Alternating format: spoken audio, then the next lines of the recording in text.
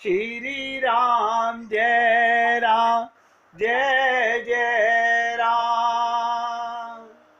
श्री राम जय जय राम।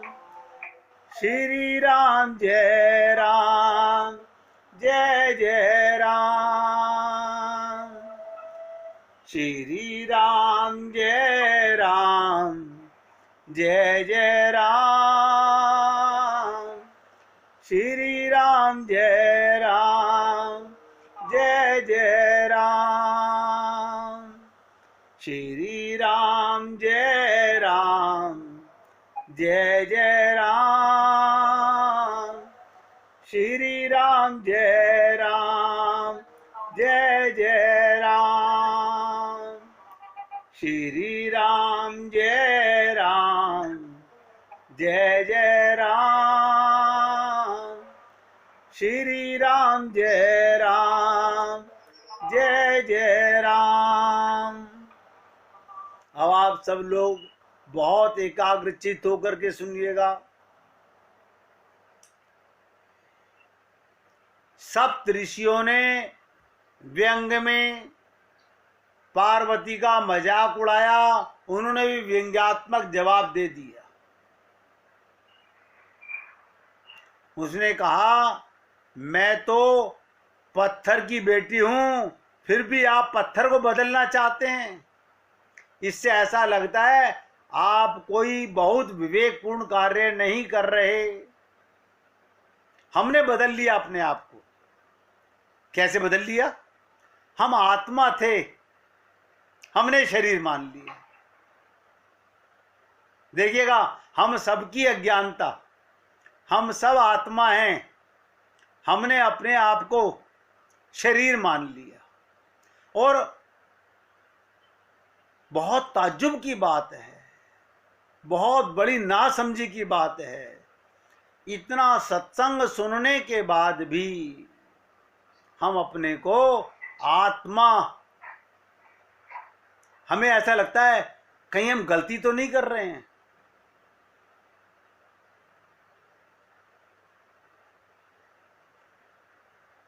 ये शरीर यहीं बना है, यहीं मिटेगा।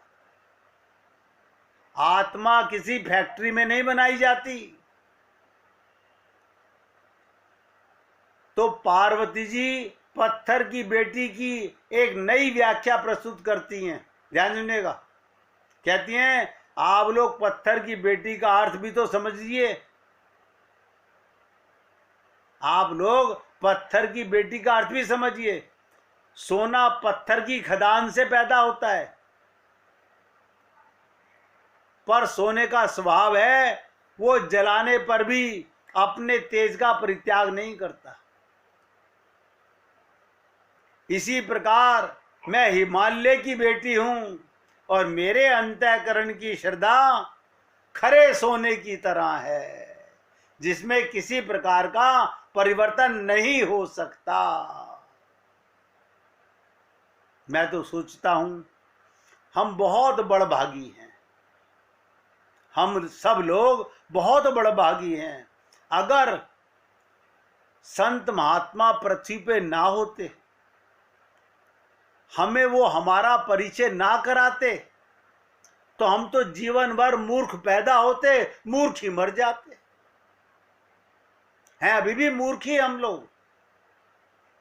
अभी भी ज्ञान के ऊपर अज्ञान हावी हो जाता है।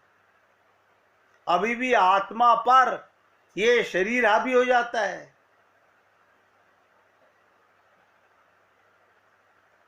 तुलसीदास जी ने लिखा कि पार्वती जी ने क्या उत्तर दिया?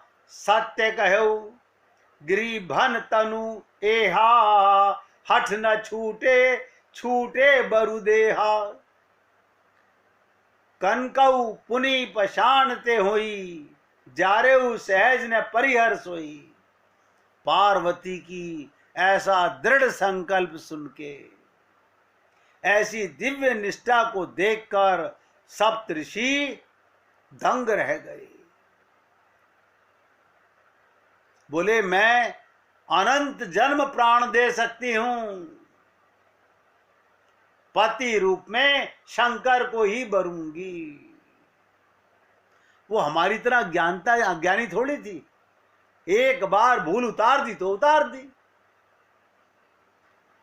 जिसे आत्मज्ञान हो गया, ध्यान दीजिएगा, ये आत्मज्ञान सबसे बड़ा ज्ञान क्यों है? क्योंकि उससे फिर भगवान छुप नहीं सकते। आत्मज्ञानी व्यक्ति के पास में उसकी आंखें राम की आंख हो जाती हैं।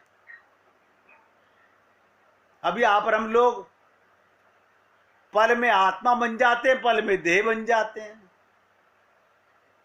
तो पार्वती की ऐसी निष्ठा को देखकर सप्तऋषि भगवान शंकर के पास आते हैं और उन्हें बताते हैं कि पार्वती तो समग्र भाव से श्रद्धामयी बन चुकी हैं। राम ने जो कहा अब वो श्रद्धा की पात्र है। हम लोग अभी तक शरणागति में कमजोर क्यों हैं? हमारी श्रद्धा और हमारा विश्वास अभी दृढ़ नहीं है। एक बार हो जाए कोई नहीं बदल सकता। मीरा को कितना बुरा भला कहा गया कि तेरे को गुरु भी मिले तो चमार ही मिले, कोई ब्राह्मण नहीं मिला, कोई क्षत्रिय नहीं मिला, कोई वैश्य नहीं मिला। मीरा अंदर ही अंदर हंसती थी कि देखो ये मेरे परिवार के लोग मुझे गलत शिक्षा दे रहे हैं। मुझे मेरे गुरु ने आत्मज्ञान करा दिया, मुझे अपने गुरु में परमात्मा का दर्शन हो गया। ये उनको अभी भी शरीर देख करके चमार बोल रहे हैं। तो चमार कौन है? आप भी सुन लीजिए लगे हाथ। जो अपने को शरीर माने वो चमार, क्योंकि चमड़े की पहचान जिसको है वो चमार। जिसे आत्मज्ञान हो गया, जिसका गुरु का साक्षात्कार हो गया, जिस पर भगवान की कृपा हो गई। हम आत्मा ही आए थे इस शरीर में और आत्मा ही जाएंगे भगवान के साथ। ये शरीर यही मिला है, यही रह जाने वाला है।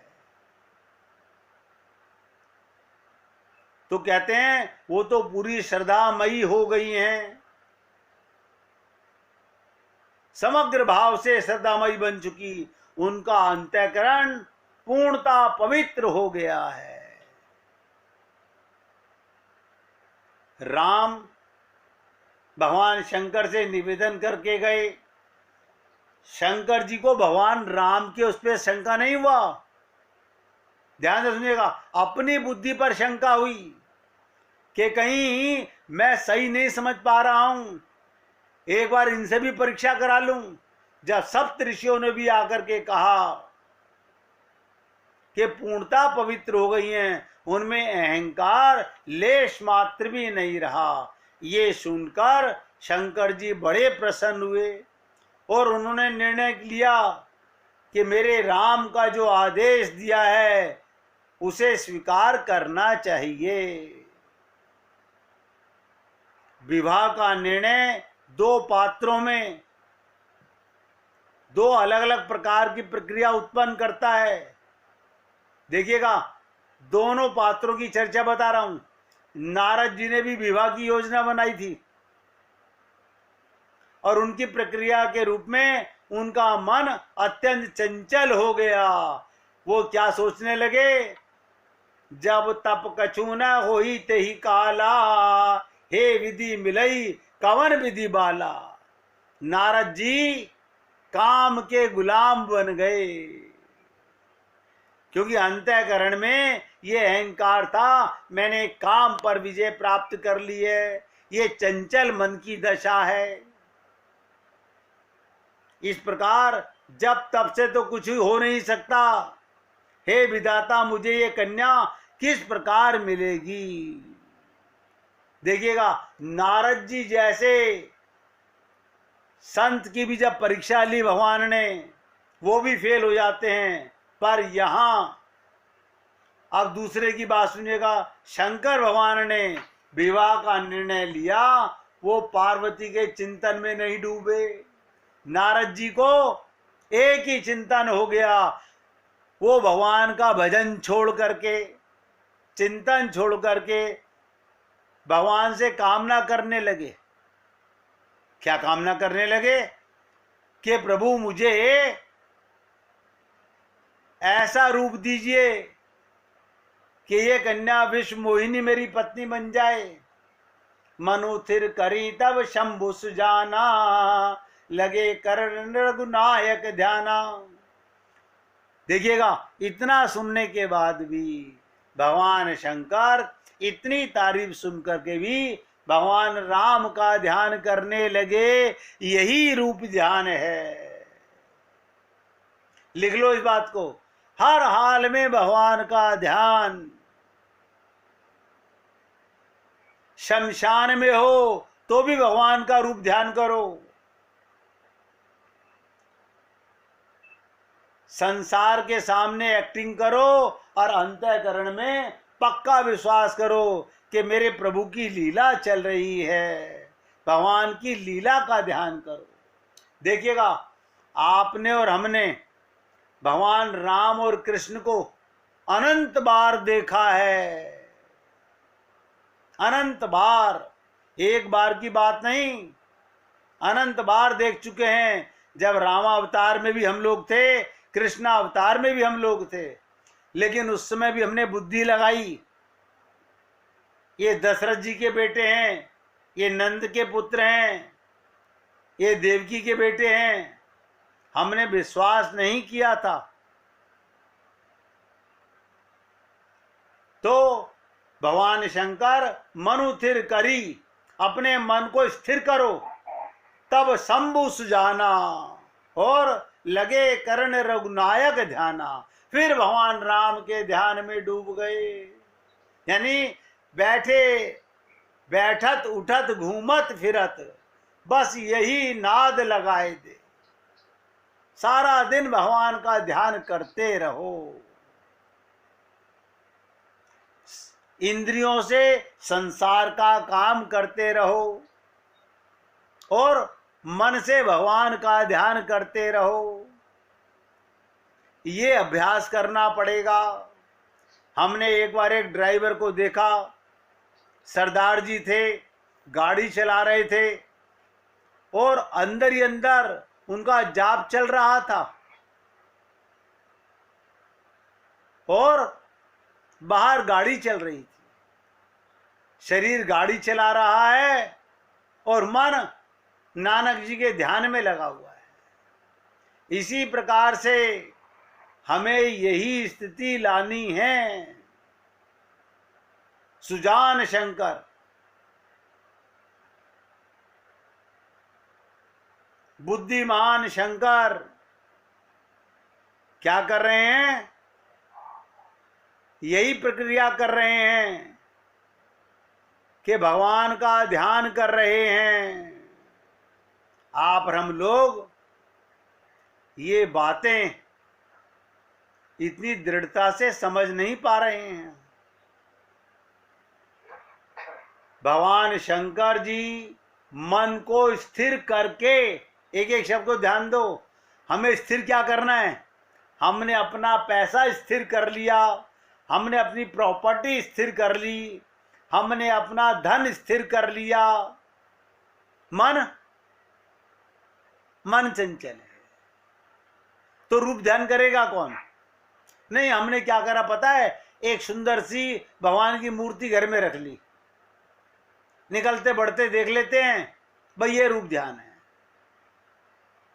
ये रूप ध्यान नहीं है। ये रूप ध्यान क्या है?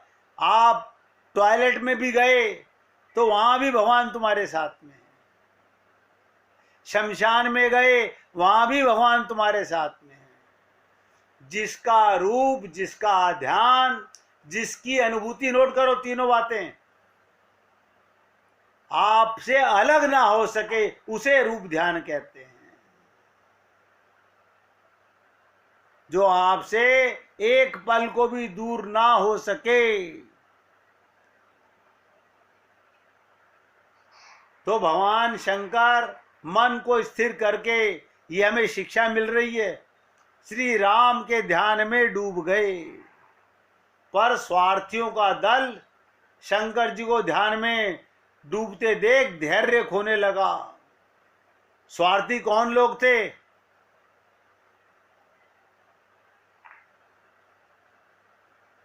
जो स्वार्थी होता है उस व्यक्ति को दूध के बदले शराब पिलाने की बात सोचता है।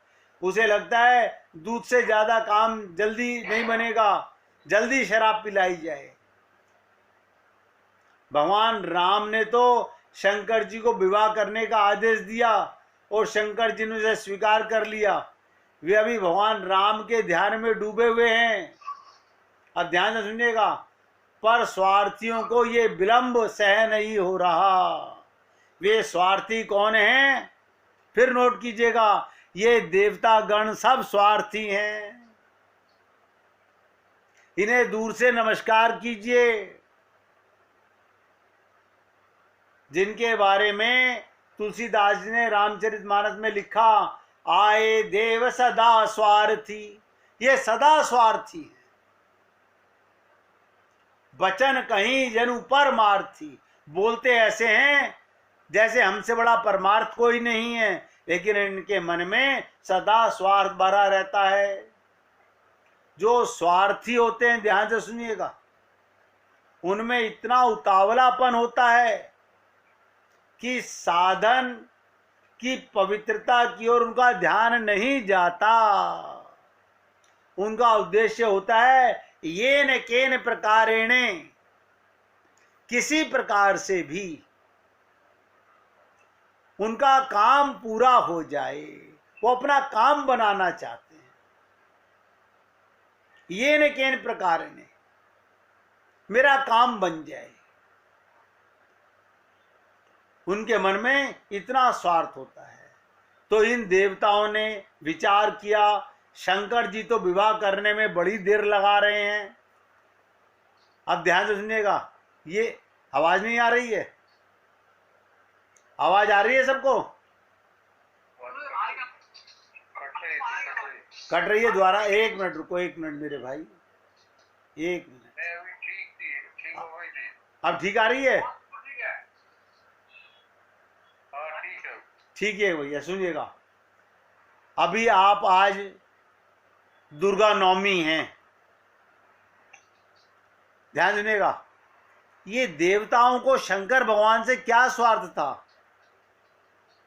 वो चाहते थे कि तारकासुर राक्षस मरेगा कैसे। अगर शंकर भगवान ने विवाह नहीं किया तो तारकासुर का नाश कैसे होगा? उनके अत्याचार से संत्रस्त तो हम लोगों को मुक्ति कैसे मिलेगी? देवता लोग इसके निदान के लिए योजना बनाते हैं। क्या कहते हैं? पट बहु काम जाए शिव पाही, करे क्षोम शंकर मन माही। फिर काम को शंकर जी के पास भेजा जाए। पहले काम को जला चुके हैं, फिर कामदेव को भेजना चाहते हैं, जिससे वो उनके मन में क्षोभ उत्पन्न कर सके कि क्षोभ से शंकर जी की समाधि टूट जाए। तब हम जाए शिवई सिर नाई, करवाऊ विवाह बरियाऊ। अपना काम बनाने के लिए देवता लोग भगवान शंकर का विवाह कराना चाहते हैं। उनको शंकर के विवाह से कोई लेना देना नहीं है। उन्हें पार्वती के मन का कोई मतलब नहीं है। वो अपना स्वार्थ जानते हैं। तो कहते हैं हम लोग जाकर उन्हें नमन करके कहेंगे कि महाराज, हम लोगों की प्रार्थना आप विवाह कर लीजिए, इससे उनका संकोच भी दूर हो जाएगा। देवता का अभिप्राय क्या था? राम से तो हमारे उद्देश्य की पूर्ति में विलंब हो रहा है,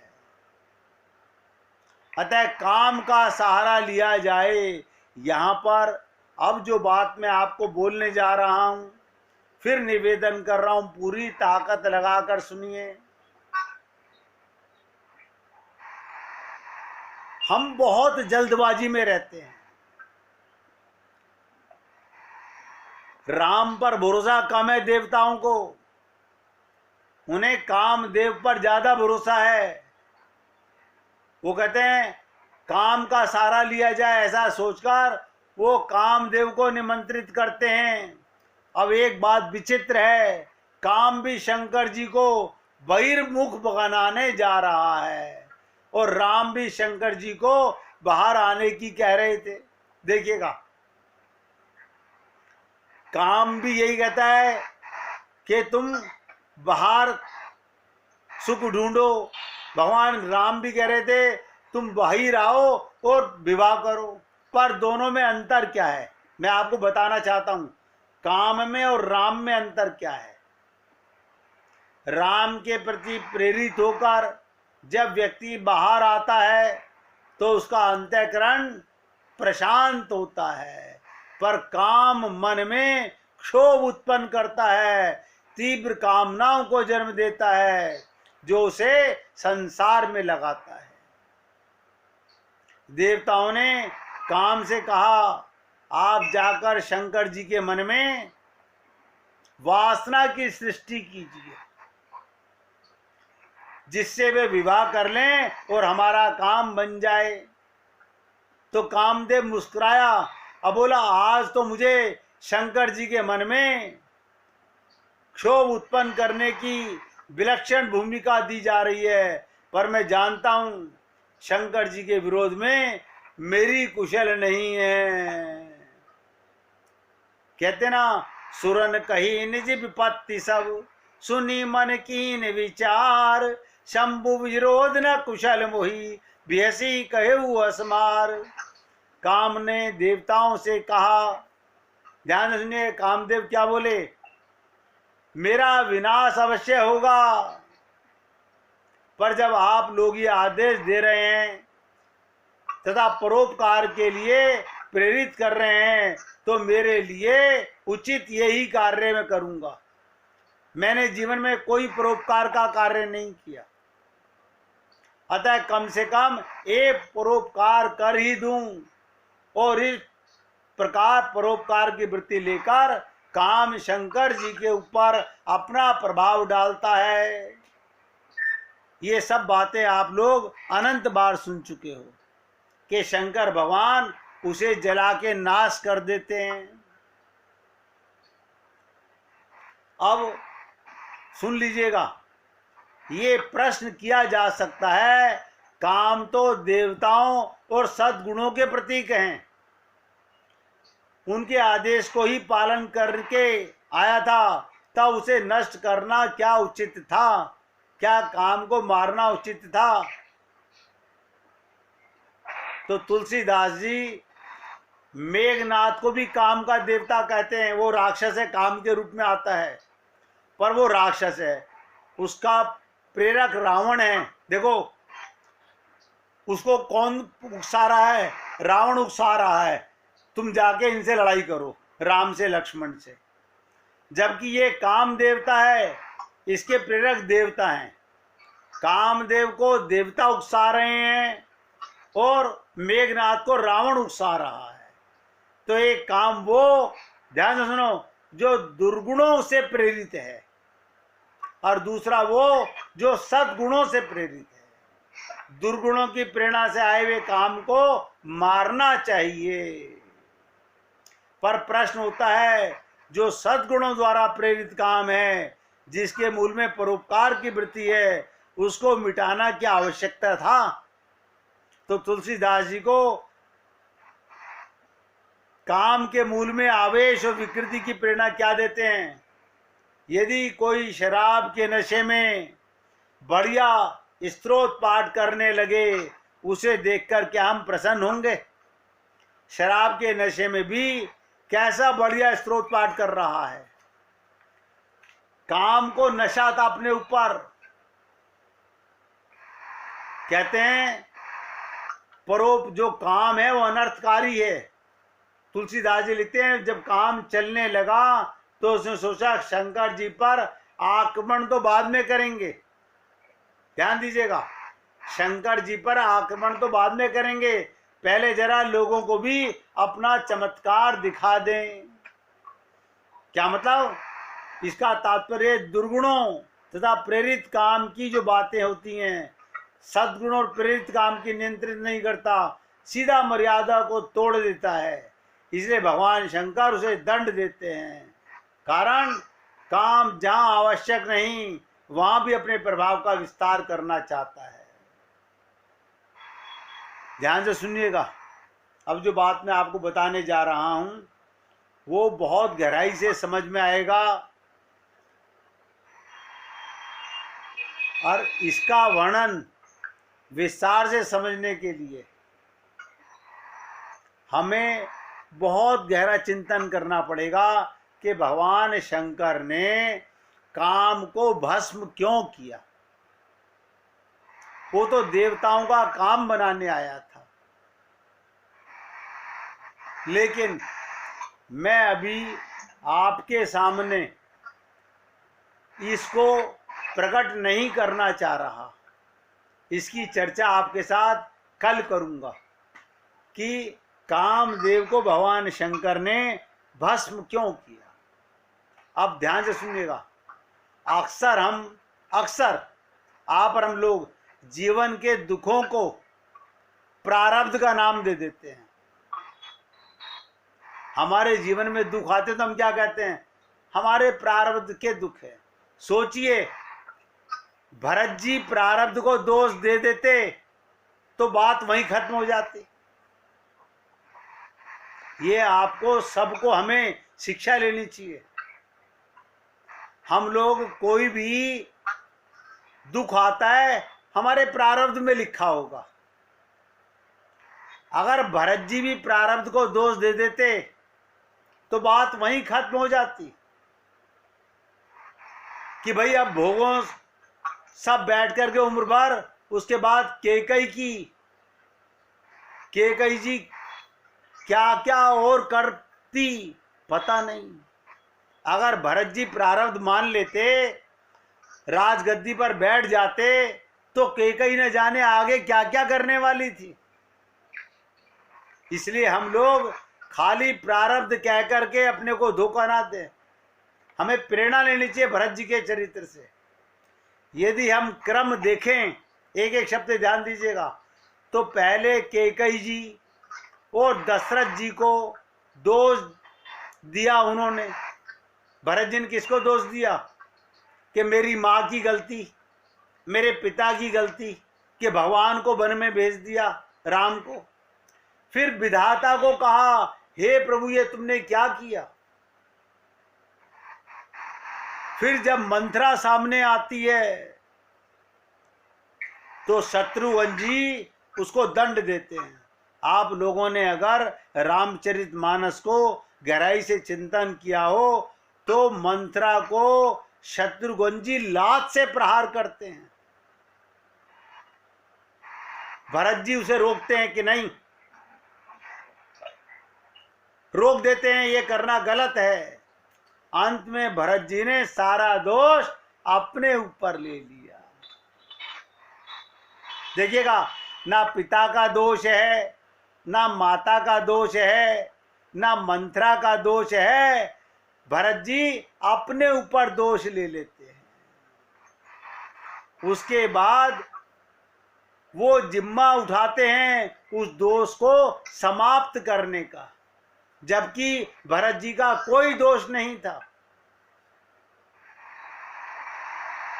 इससे महाराज दशरथ तो वापस नहीं आ सकते थे, लेकिन आगे के लिए पुरुषार्थ, युक्ति, उपाय अवश्य किया जा सकता है। भरत जी को मैंने कहा था महागुरु हैं। पीछे चर्चा चली थी जब भाई जी ने कहा था, मैंने कहा श्रेष्ठतम गुरु कौन है, तो भरत जी का नाम आया था। जब तक हर व्यक्ति, ध्यान से सुनिएगा, जब तक हर व्यक्ति समस्या के पीछे अपना प्रत्यक्ष या परोक्ष गलत विचार या कर्म नहीं देखेगा, वो उसको बदलने की चेष्टा कभी नहीं करेगा। हमारे ही कोई पाप रहे होंगे, हम ही कोई कारण बने होंगे। भरत जी ने अपने आप को दोषी माना। जब तक अपने में कमी नहीं देखेंगे बदलेंगे कैसे? यदि स्वयं का दोष उसके कारण मैं नहीं भी था तो उसको दूर करने का प्रयास करने में भी तो है ही। हो सकता है हल ना निकल पा रहा हो, फिर भी पुरुषार्थ से आदमी को गिरना नहीं चाहिए, मेहनत करनी चाहिए, अलग अलग तरीके से कोशिश करनी चाहिए, क्योंकि भगवान कृपा भी आपके साधन को सफल बनाकर ही कर सकते हैं। हम साधन ना करें, बहुत से लोग क्या कहते हैं, जब भगवान की कृपा होगी तो भगवान मिल जाएंगे। यानी पेट भरने के लिए तो मेहनत करना हमारा कार्य है, लेकिन भगवान की कृपा के लिए हमें कोई साधन नहीं करना। बाली को ध्यान सुनिएगा, भगवान ने मारा, बाली को भगवान ने मारा तभी तो जब सुग्रीव लड़े। अगर सुग्रीव नहीं लड़ते तो बाली को नहीं मारते। रावण को तभी मारा जब विभीषण जी शरण में आए और उपाय बताया। फिर विभीषण जी ने भी गदा उठा ली थी, क्योंकि उनको भी समझ आ गया राम बड़े हैं या मेरा भाई का नाता बड़ा है। आप और हम लोग अभी थोड़ा सा बुद्धि पर जोर डालें और गहराई से चिंतन करें। उन्होंने राम का नाता बड़ा माना भाई के नाते से। अर्जुन को तो सबको पता ही है, प्रारब्ध एक घटना हो सकती है, पर उस घटना को जीवन भर ढोना गलती मानी जाएगी। अगर किसी को भी भला हुआ ही नहीं, सिर्फ अधर्म का दुख बढ़े। देखिएगा, अर्जुन को भी नहीं पता था, अर्जुन ने भी हथियार डाल दिए थे ममता मोह में आकर के कि मैं नहीं लड़ सकता। जब भगवान ने 700 श्लोक का ज्ञान अर्जुन के हृदय में बैठाया, वही अर्जुन, वही परिवार के लोग शरण जाते ही उन्हीं को मारने के लिए तैयार हो गया, क्योंकि उसको ये ज्ञान हो गया मरता कोई नहीं है, ये इनकी मूर्खता को मारा जा रहा है, इनकी अज्ञानता को मारा जा रहा है। तो आप और हम लोगों को सेवा तो करनी है, ममता मोह के चक्कर में फंसकर हम अपने कर्तव्य से गिर जाते हैं। इसलिए कल मैं आपके सामने ये प्रसंग लाऊंगा कि कामदेव को भगवान शंकर क्यों जलाते हैं। कल सत्संग जब होगा जब आप सब लोग परमिशन दोगे। अगर आप कहते हो कल मत करो तो मैं कल नहीं करूँगा, और आप सब बोलते हो नहीं हम तो सुनना चाहते हैं, तो मुझे कोई ऐतराज नहीं। देखिए, आप सब लोग सामने विराजमान हैं। अगर आप समझते हैं घर परिवार में बहुत से बहनें आती हैं, रिश्तेदारी का मामला है, हम मजबूर होंगे, तो फिर रहने देते हैं, परसों सत्संग करेंगे। जैसा आप मुझे नहीं मेरे ऊपर मत छोड़िए भाई, मैं तो कहा ना। नहीं मेरे भाई, ऐसा है, देखो अगर कोई भी जना नहीं सुन पाएगा मुझे दुख होगा। इसलिए मैं ये चाहता हूँ कि कल आप अपना त्योहार मनाइए, रावण को जलता हुआ देखिए। परसों बताऊंगा कि रावण अंदर का जला के नहीं जला। ये बाहर के रावण तो हम इतनी उम्र हो गई जलाते जलाते, अंदर का रावण कब जलेगा। तो कल के लिए अपना टाल देते हैं, परसों आप सबकी सेवा करेंगे।